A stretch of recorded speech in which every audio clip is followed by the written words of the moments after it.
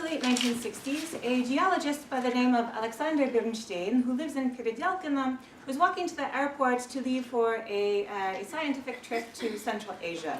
Along the way, he realizes that he has in his pocket a small form copy of Ehrenburg's The Thaw. This copy is a little bit unique in the sense that, in fact, it's been produced by the German-based publishing house Brezhnev. Beginning from approximately page 30, Ehrenburg's story breaks off, and within the book are Brezhnev's instructions on how to fight Soviet power from within. So Bernstein understands that he can't risk going through airport security with this kind of book in his pocket. It's likely that he's going to be searched. And so he stops along the way, along the road, at a sort of pipe, at an underpass, and he tucks the book up inside, out of sight from casual passersby. Returning to Moscow in a month, upon going to retrieve the book, which he's done before in the past, he discovers, in place of the pipe and the underpass, an enormous pit that's clearly been dug with an excavator, and of course no trace of this book. So Bernstein's assumption is that the book had been found and reported, and that potentially the authorities had been looking for extra copies. Of course, it's possible that there are other explanations for this pit as well, like roadwork. However, what's key about this story to me is that it immediately illustrates the differences inherent in the various kinds of TAMIZDAT available, both for the reader, for the state, and then also for the publishers themselves of TAMIZDAT. And it's interesting here is Bernstein's reaction to this book, in the sense that it actually was fairly unappealing to him, right? Brezhnev in general and its works were unpopular with Bernstein and his circle of friends, primarily I think due to their association with the second wave of immigration and the subversive and openly anti-Soviet activities. His copy of The Thaw states that quote-unquote criminals are our friends. We need to sort of work with them, and he found this to be a deeply off-putting statement, which doesn't stop either him or his friends, of course, from continuing to read Brezhnev's literary publications. This highlights to me the particular role that Ardis plays, at least in the minds of Soviet readers and those who go on to participate both in the dissident movement and particularly in this third wave of immigration, in the sense that before Ardis, much TAMIZDAT had a primarily anti-Soviet character. At least the authors seem to have felt this way. The publishers, who tended to be first or second wave immigrants, feel this way, and Soviet authorities regard them this way. So with Ardis's appearance and its exclusive focus on publishing the best quality Russian literature and poetry of the past and present, with the occasional exception for friends such as the Kopylevs or a few others, this openly avowed non-political nature sort of opens up new avenues and spaces for people to engage with TAMIZDAT, and the risk factors for doing so also significantly diminish. So this fact of being able to plausibly deny political activity is particularly important for artists and its readers, and that the consumption of purely artistic literature doesn't carry the same political consequences as the Brezhnev book, right? It doesn't necessarily get dissidents arrested or writers kicked out of the writers' union. And so the books don't themselves run the risk of antagonizing their readers with any openly propagandistic functions that the reader may or may not support. So this paper is primarily based on the experiences of two families whose members were avid enjoyers of TAMIZDAT and who both emigrated from Moscow to the United States in the 1970s, 1980s, and even 1990s. And what we'll see is that Bernstein, although he himself is a geologist, his sister is a literary scholar, his mother is a literary critic. He goes on to become quite an active member of the dissident movement and is very openly involved in the publication of various human rights journals a little bit later on. And the other family at the time in the 60s and 70s were linguistic graduate students at MGU until they left for the United States in 1978.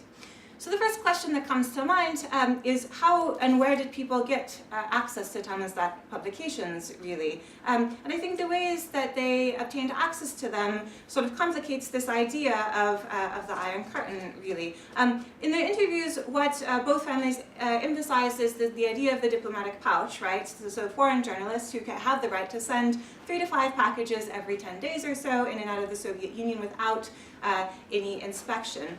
But it's also the case that, for example, Ardis sends a significant percentage of its books to the Soviet Union by mail for use in closed reading rooms or in other closed institutions. And some percentage of these books get taken out by the KGB and make their way onto the black market. While the remainder of the books, of course, are sold in the West, but they manage to wind up in cases in these book distribution centers, right? So the book distribution offices that are located in New York and Paris and London, these other major Western cities, where interested individuals going into the Soviet Union can stop in to pick up a number of books free of charge if they're interested enough. Right? So this is an endeavor that only works if one assumes that there's enough travel back and forth across borders to justify this kind of project and actually move the books for a period. I think in many ways the first assumption is that travel out of the Soviet Union is a kind of one-way experience, right? It's into emigration. And in fact, what we see is that all the numbers of Soviet citizens going abroad are traveling abroad. It grew significantly throughout these decades, although it's never more than a few million, and the same is true for Western tourists going in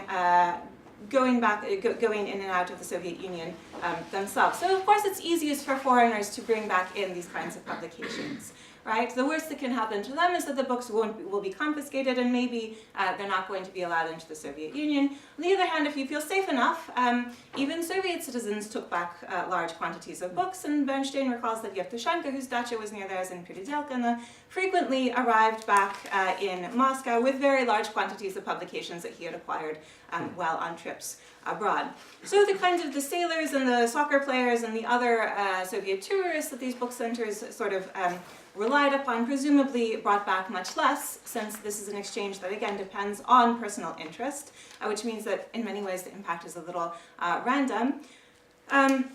One of Derkachova's relatives, who was a scientist from Chelyabinsk, travels abroad 5 times for professional reasons, and she never was interested in acquiring books from any of these centers. She just wasn't, that wasn't where her interests lay. On the other hand, anecdotally, evidence suggests that these are important centers. So one of Bernstein's friends, another geologist who worked abroad for a significant percentage of time in Algeria, no less, wrote to him in Moscow to ask if Nabokov is in fact an important writer.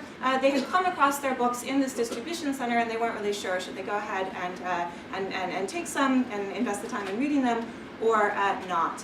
And Isaac Patch, who heads up Radio Liberty, obviously, and the book distribution program that's sort of under it, suggests that in the approximately 1 million books that they distribute to readers in the Soviet Union over a period of 14 years, about 35% go back with Soviet travelers, actually, who have been in the West, and another 40% make their way in the luggage of Western travelers to the Soviet Union. So this is really something that depends on the physical transfer of people across borders.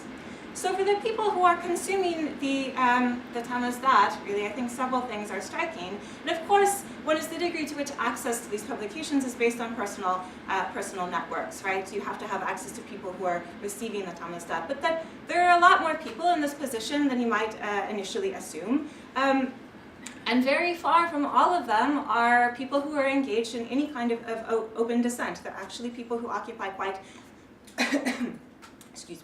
official positions in many cases. And secondly is the degree to which people's tastes in reading are really quite omnivorous, right? They consume TAMIZDAT, samizdat material that's for служебное пользование, of all sorts, of all political inclinations, on a very regular basis. So there's all kinds of blurs, I think, in the memory as it comes across in the interviews. So looking at this from the outside, it's sort of tempting to think of these clear divisions between the various publishing houses and their tendencies, if you will. So Pasyev versus Ardis versus Chekhov House, the circle around Solzhenitsyn, people who are interested in religious TAMIZDAT, right? But within Russia itself, the people reading these books don't appear to have limited themselves. And finally is the degree to which the TAMIZDAT books remain mobile, right? So they float from person to person rather than lingering in any one place or collecting large libraries of TAMIZDAT books. So it's really the exposure to the ideas or the words in the books themselves rather than the material book itself. So if the key point of access is based on personal networks, especially those involving foreigners, then this obviously limits TAMIZDAT's impact primarily to Moscow and Leningrad, although Bernstein does note that he's aware of 4 copies of the Gulag Archipelago circulating in Sakhalin in the 1970s with a population of about 1 million people. And so the 2 families, the Bernstein and Dergachev family, they're both based in Moscow, though they have connections in other cities in Sakhalin, in the Urals, and in Kaluga. And between them, there's about 11 to 12 circles that can be identified that function as their personal points of access to TAMIZDAT. They're not equally divided, right? The Bernsteins have 8 to 9, the Dergachevs approximately 3, and it sounds like from their estimates that there's maybe 500 people who regularly sort of interlap, even unknowingly, within these circles, the overwhelming majority of whom are located in Moscow. So who and what are these circles? And the first, the largest, is obviously for the Bernstein family, is the Kopelev and Arlova family, thanks to their close friendship with the Professors and their regular interactions with foreign journalists and tourists. The Kopelevs are regularly receiving the newest publications, and they're generous in distributing them to their friends, right, and acquaintances. Mostly literature, though occasionally also historical works such as Avtorkhanov, and even Conquest, I think, gets mentioned in this sort of distribution. Secondly, the Bernsteins have access to the TAMIZDAT works provided by Nadezhda Mandelstam, who's also receiving them from the Professors. But then the next circle that's mentioned is the secretary of the party organization of the Moscow Writers' Union, who is receiving the books for Служебное пользование or from the closed reading rooms in the main libraries. And this includes all kinds of books, actually, so he has access to not only artistic literature, but for example, such things as the memoirs of German officers from World War II that have been translated into Russian and are circulating in very limited numbers of copies. The other circles, I think, are associated more with the dissident movement, right? Roy Medvedev, Yakir, Sakharov, who's getting his books as an academician, Alexander Nekhrich, and others. And of course, this circle around Solzhenitsyn, which is reportedly very tight-knit and has a very specific literary flavor, so to speak. So Bernsteins are getting their TAMIZDAT from people who represent this wide spectrum, both of reading interests and political inclinations, but on the whole fall into this category of, if you will, sort of these humanitarian intelligentsia circles. And perhaps the only thing missing from their TAMIZDAT access points is religious TAMIZDAT, right? They don't have any overlap with that. So Dergacheva actually has entirely different connections. As a graduate student at MGU in the linguistics department, she has, her sources include the Eichenwalds, right, a sort of dissident high school literature teacher, who then becomes an independent literary figure. An English professor at MGU, whose husband is a friend of Solzhenitsyn's, and who herself has constant contact with British and American tourists. And finally, a relative who's a member of the Kaluga circle of anti-Soviet dissidents that springs up around Yuli Danil after he settles in Kaluga. And it's the Kaluga circle. They have books that come both from Pasev, from the Chekhov house, run at the time stand by Ed Klein, and it's actually the Kaluga circle that provides the Dergachevs with their first exposure to Nabokov, with a copy that's all based in photographs of Nabokov's Dar, which they recall as the most fantastic birthday present, which then circulated for years amongst all of their friends. So these are circles that aren't entirely closed, right? Although for people who are entirely outside of this, gaining access to TAMIZDAT would not necessarily have been easy. For those people moving within them, they overlap really to surprising degrees, even if not everyone chooses to take advantage of this. And the circles are, of course, sometimes connected really only tangentially. And in the interviews, both Bernstein and Dergacheva emphasize the degree to which books don't sit anywhere, the degree to which they move around, so that one book might reach 100 in Moscow, 150 individuals. And that the books move around so quickly, not because people are afraid of being caught with the manuscripts, but because the demand to read them really is so high that they simply everyone's under huge amounts of pressure to read them as quickly as possible to then pass them to the next person desiring to read them. And so that most people, right, don't end up with kind of libraries of TAMIZDAT books that they keep for themselves. They're constantly being passed around. They're also not being sold, right? Brezhnev was only able to come up with one instance in which he actually pays any money for to obtain access to a TAMIZDAT publication. So the real point then is exposure to the ideas and to the literature. So it's interesting that both of them place such enormous emphasis on Ardis as the most important of their TAMIZDAT experiences, reading experiences. And the reason that that constantly pops up is that because it's Ardis who's publishing the best literature, right? So aside from this exposure, this one interaction with Dar, which would have been the earlier version by the Chekhov House, this idea that everyone knows that it's Ardis that has the best stuff. And so that Ardis are the publications that are really the most worth reading. Thank you. Which is especially interesting because Bernstein is so involved with the production of human rights literature in the 1970s and 80s. So I have, Bernstein was kind enough to compose me a graph based on information from Wolfgang Kaslak's Encyclopedia of Russian Literature from 1917. So this comes out in 1988, and it indicates, according to his count, that for the period of 1972 to 1983, it's Ardis who's responsible for approximately half the artistic literature TAMIZDAT publications, right? And of course, so that's a very solid, not quite majority, but it's quite a bit. And then, of course, the question becomes, well, who are they publishing? And unfortunately, I only have one copy of this chart, but I'm happy to pass it around in a few minutes if anyone would like to look at it. But in addition to their well-known monopoly on Nabokov and Brodsky, I would say that's also noteworthy are Ardis's publications of Bulgakov, right? They publish 15 of Bulgakov's works as opposed to only 2 that come out with other publishers, Pasternak, Remizov, and Kharasievich.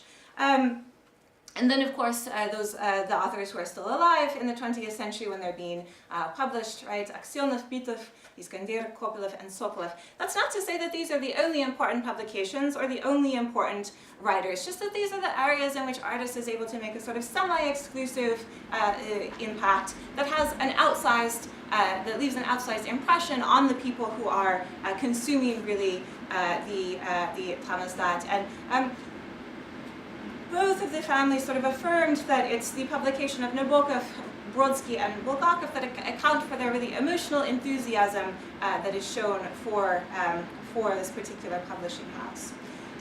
So, just to draw a few quick conclusions before I hand things over to our next presenter, I think it's notable to me, or it's striking, how many of the sources of TAMIZDAT actually come from institutions or individuals who are in a fairly official position, right? That you can have access to TAMIZDAT from people who are members of the Writers' Union, even in very official positions in the Writers' Union, like the secretary of the party organization, right? Or who are working in universities, in the academies,